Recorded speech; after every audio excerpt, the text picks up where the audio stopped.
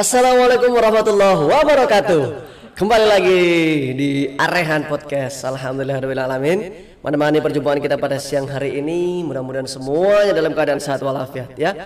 Karena semakin lama pandemi ini sepertinya semakin menyeramkan gitu ya. Walaupun pada dasarnya semuanya akan sirna kalau imun kita tetap terjaga dan juga kita selalu menjaga keolahragaan dengan baik gitu ya. Pada kesempatan siang kali ini sengaja dari tim mengundang sahabat lama kita ya. Mungkin semuanya sudah pada tahu siapa dia. Dia adalah Mas Aan Budianto. Assalamualaikum warahmatullahi wabarakatuh. Waalaikumsalam warahmatullahi wabarakatuh. Saya yakin semuanya orang-orang yang ada di dunia ini tahu siapa Mas Aan Budianto gitu ya. Bahkan orang-orang dari kalangan ya anak-anak yang kecil, anak-anak remaja, orang-orang tua gitu ya, karena beliau ini sekarang merakyat gitu. Saya yakin beliau ini sudah seperti politikus saja saya ini. Kayaknya tahun depan ini tinggal nunggu aja gitu. Nunggu 2024 pilih saya. Bukan bener kan udah mau siap-siap ini. Baik, gimana kabarnya Mas Aan Budianto? Alhamdulillahirrahmanirrahim. Senang sekali hari ini bisa bersilaturahmi dengan Anda, Bro Aswin. Masya Allah, Bro Aswin ya, brodol apa? Biar gaul kita. Mantap. Alhamdulillah. Jadi walaupun usia sudah tua gitu ya, tapi jiwa tetap membara. Jiwa tetap membara, jiwa muda gitu ya. Oke, baik. Mas Aan Budianto ini sengaja kami undang ya dari jauh-jauh hari gitu ya, karena kalau untuk nunggu jadwal hari ini yuk datang ke sekolah untuk melakukan podcast, waduh kayaknya sulit sekali. Maka saya mengundang beliau ini ya 2 jam sebelum podcast berlangsung. 2 jam kontradiktif antara kalimat pertama dengan kalimat kedua ini. Iya. Nah, apa yang akan kita bahas dengan Mas Aan nantinya, tentunya Mas Aan akan sharing banyak hal ya. Di kala pendidikan sekarang ini kan kita sedang polemik ini ya, mau pembelajaran daring ataupun pembelajaran luring gitu kan. Nah, kita akan sama-sama sharing dengan Mas Aan ini berkaitan tentang pembelajaran daring ini.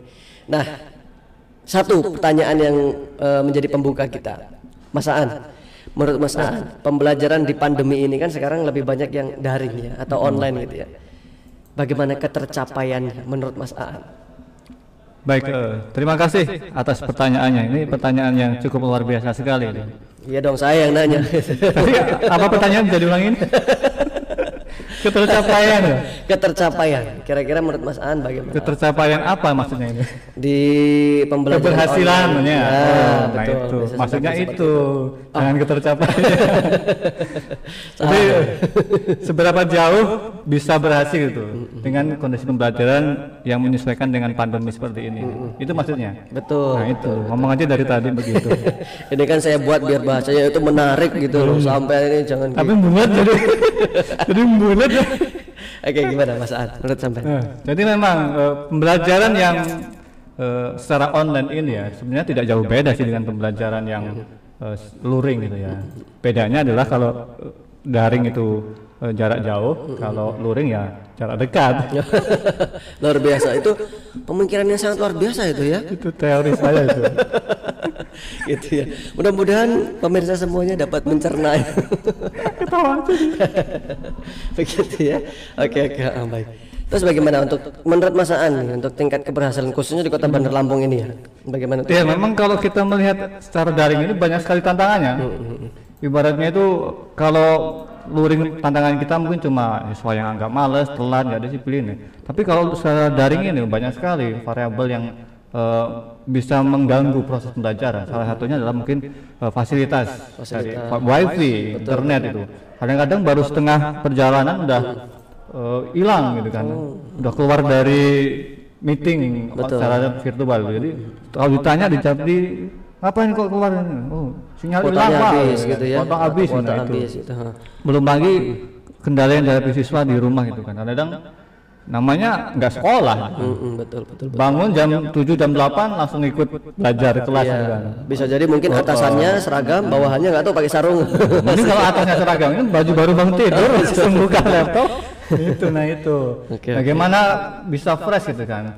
Terus selain itu juga banyak sekali lah kendala, terutama dalam bahan ajar ini yang selama ini mungkin guru yang belum bisa menyesuaikan dengan kondisi yang digital itu. Tadinya cuma guru mengandalkan hanya buku-buku saja, sekarang gimana secara daring menjelaskan modal dengan bukan enggak. Sekarang kan harus bagaimana guru dituntut untuk lebih kreatif lagi untuk menyiapkan media pembelajaran dari mungkin dari PowerPoint, dari media-media lain yang lebih menarik lah. Tentunya bahan ajarannya juga harus variatif gitu ya masalahnya. Mungkin ada yang sifatnya bahan ajar yang non cetak, yang sifatnya berupa video mungkin kan ya. Ada yang bahan ajar yang cetak tapi melalui elektronik gitu kan, e-modul gitu kan ya. Nah, mungkin itu seperti itu. Jadi kalau kita persentase kira-kira keberhasilan yang terjadi dari proses pembelajaran daring ini berapa nih Mas? Dari 50 sampai 100 kira-kira sudah berapa persen? Kalau saya survei ini siapa aja dia disurvei siapa aja? Saya survei ini guru-guru yang melakukan pembelajaran daring gitu kan. Karena sebenarnya semuanya juga sekarang pembelajaran daring gitu ya. Betul. Itu rata-rata ya hampir lebih dari 50%. Lebih dari 50% itu sulit untuk mencapai target-target yang diharapkan itu. Misalnya dalam satu semester itu ada 5 atau 6 kompetensi dasar KD itu kan. Itu mungkin dalam satu semester cuma tercapai 3 atau 4 kompetensi dasar. Itu secara materi saja yang disampaikan. Betul. Kita belum melihat sejauh mana hasil evaluasi dari nilai yang didapatkan oleh siswa gitu kan. Maka dari itu memang sangat terkendala sekali. Apalagi di masa pandemi ini jam belajar itu juga dikurangi gitu kan, Iya betul. Yang tadinya biasanya 2 jam ini hanya 1 jam. Nah itu. Oke, baik. Nah, ini juga menjadi hal yang penting lainnya lagi ya kepada teman-teman sekalian bahwa untuk untuk mensupport gitu ya, untuk mensupport pelaksanaan pembelajaran secara daring ini, pemerintah sudah menyiapkan kuota gratis gitu ya. Kalau saya nggak salah kemarin sudah ditutup tanggal 31 Agustus. Tapi karena memang banyaknya permintaan maka diperpanjang sampai tanggal 7 September gitu ya. Itu bukan hanya untuk peserta didik saja, tapi juga untuk pendidik. Bukan hanya untuk guru juga, tapi ada dosen sekalian gitu. Tapi memang ada gitu ya. kendala sendiri juga selain kuota, tempat tinggal siswa atau mahasiswa itu juga berpengaruh. Kalau dikasih kuota tapi dia tempatnya 3T gitu kan. terluar terpencil ya. Jadi susah juga gitu kan ya. Kasihan juga gitu betul artinya jangkauan dari providernya nggak sampai itu. Ke tempat lokasi siswa itu tadi ya. Oke, baik, jadi memang kita tidak bisa mematok, tapi kalau dari KD misalkan dari 1 semester tadi yang disampaikan Mas Aan, 1 semesternya ada 5, yang tersampaikan hanya 3 atau 4 gitu ya. Berarti sekitar kalau di persentase ya sekitar 80 sampai 85% gitu ya, bisa dikatakan seperti itu. Artinya berhasil tapi belum sampai ke tahap maksimal gitu ya. Yang jelas dengan seiring perubahan dengan adanya pandemi ini, itu juga menuntut kita untuk melakukan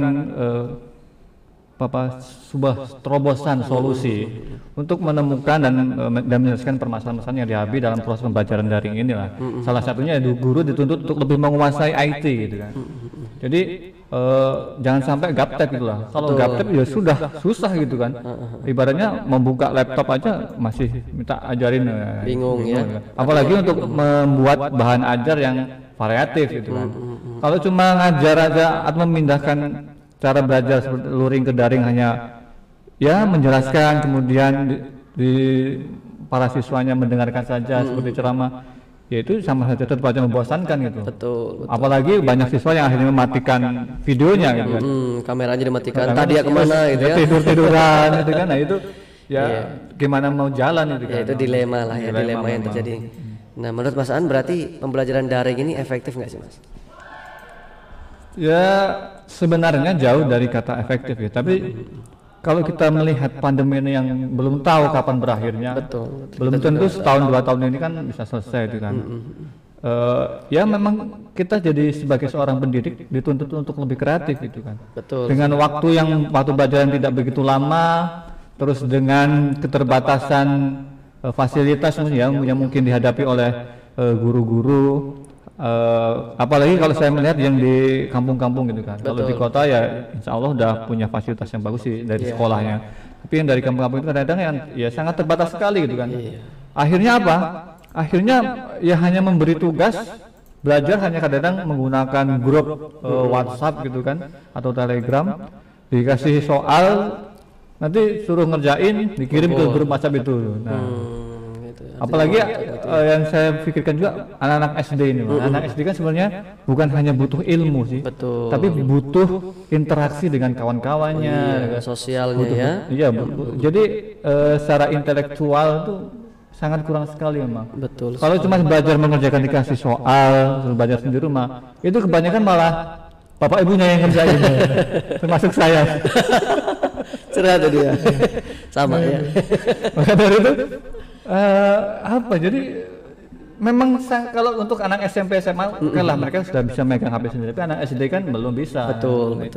Dan memang harus diawasi ya, karena banyak sekali itu media sosial yang berada di dalam gadget ini kan ya, perlu kita juga harus istilahnya ya, filter ya.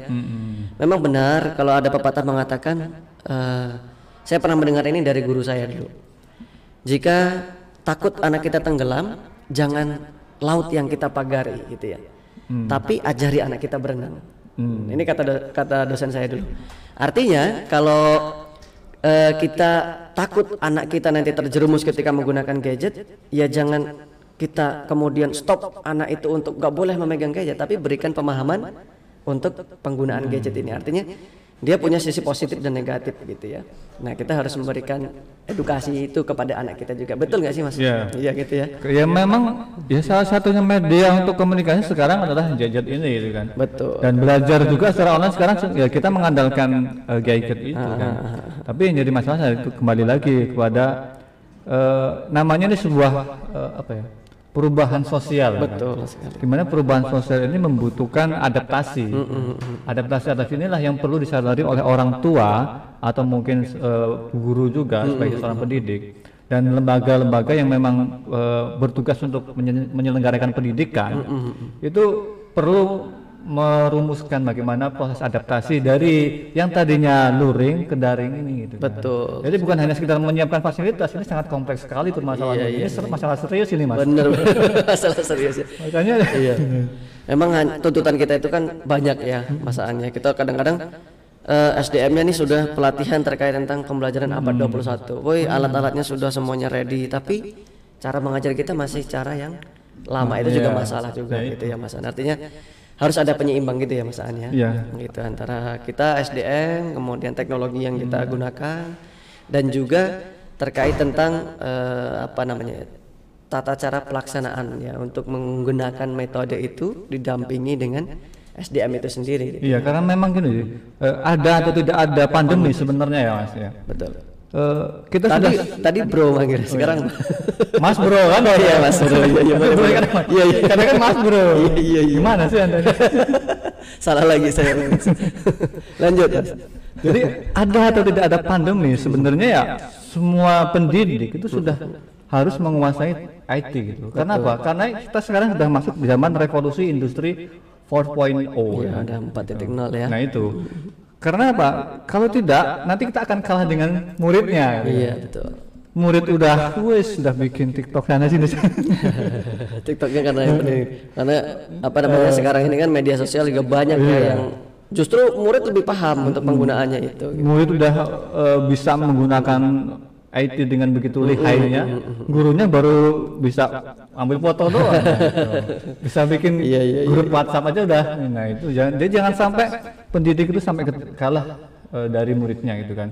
Nah oleh karena itu memang tuntutan dari revolusi industri 4.0 tadi, memang kita harus mengoptimalkan teknologi yang ada gitu, untuk membuat bagaimana sih pembelajaran di dalam kelas itu lebih optimal, membuat siswa itu menjadi lebih aktif lagi. Aktif dalam artian ya mereka bisa mencari bahan-bahan ajar sendiri gitu. Mereka bisa berdiskusi dan mencari sumber-sumber belajar yang lebih variatif lagi. Jadi ketika di dalam kelas itu mereka sudah siap.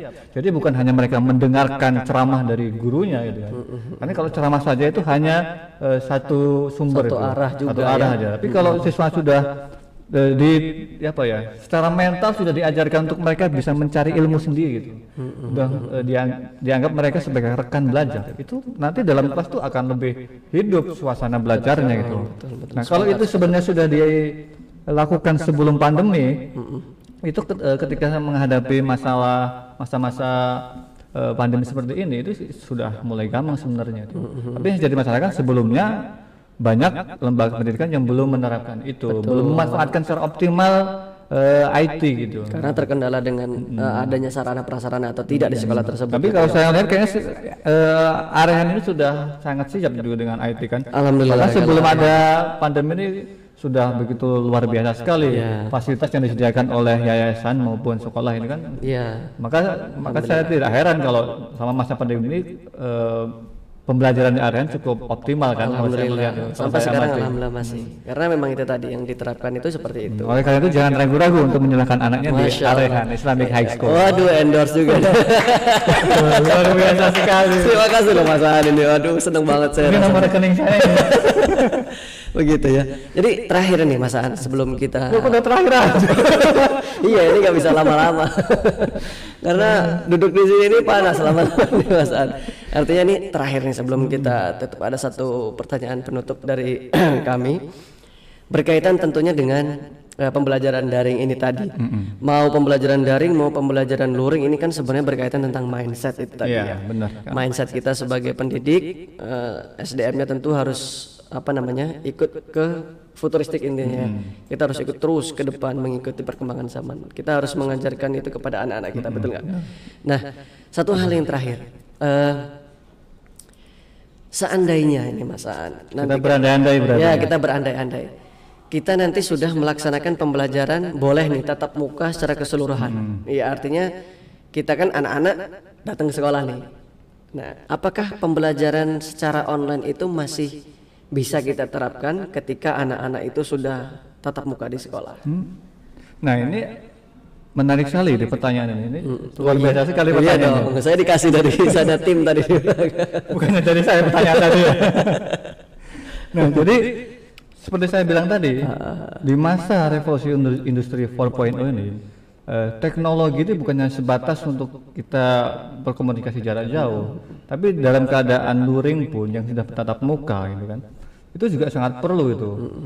Makanya ada istilah namanya blended learning. Betul. Jadi itu sebuah metode pembelajaran yang memang sangat memadukan berbagai hal.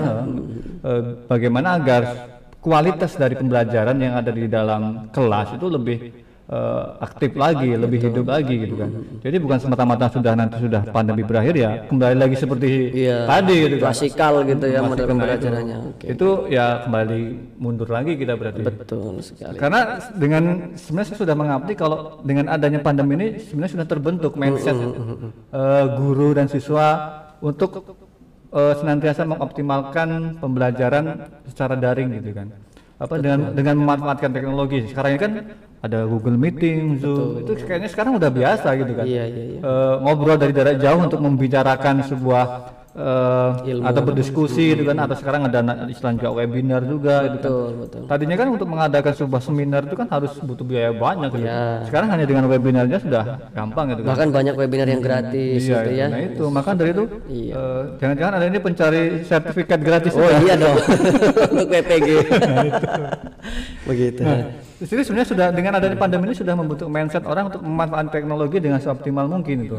Maka dari itu saya mengajak semua untuk para pendidik di seluruh Indonesia ini untuk senantiasa mengoptimalkan teknologi IT untuk kepentingan dan kebaikan bersama dalam pengembangan pembelajaran yang ada gitu kan. Betul.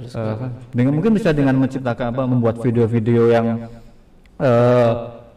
komunikatif, yang menarik, yang bisa diupload di YouTube dan nanti bisa diakses para siswa, bukan hanya siswanya saja tapi siswa seluruh Indonesia kan, dan lumayan kan bisa jadi YouTuber juga, bisa dapat AdSense.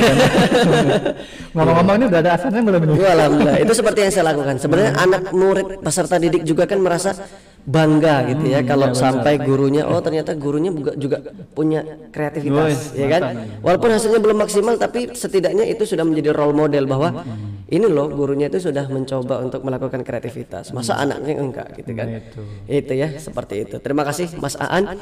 Satu hal sebagai penutup untuk pemirsa sekalian bahwa mendirikan sebuah pendidikan itu adalah membangun sumber daya manusia secara utuh sebenarnya, seperti yang disampaikan oleh Mas Aan tadi. Artinya perlu ada sinergi antara kita pendidik, kemudian orang tua dan juga peserta didik untuk terus berkembang dan juga untuk terus mengikuti perkembangan zaman. ya. Karena kalau tidak mengikuti perkembangan zaman tentu kita akan tenggelam dalam metode-metode yang lama itu tadi. Terima kasih banyak Mas Aan sudah meluangkan waktunya dan sudah berbagi dengan teman-teman sekalian, dengan pemirsa Arehan Podcast yang di luar sana ya. Jangan lupa untuk terus mendukung channel kami, like, comment, subscribe dan juga aktifkan loncengnya sehingga kalian mendapatkan notifikasi untuk update-update informasi terbaru dari kami. Saya temannya Mas Aan Budianto dan saya temannya Mas Bro Aswin. Kami pamit undur diri, sampai jumpa di pertemuan minggu depan. Salam sukses selalu. Assalamualaikum warahmatullahi wabarakatuh.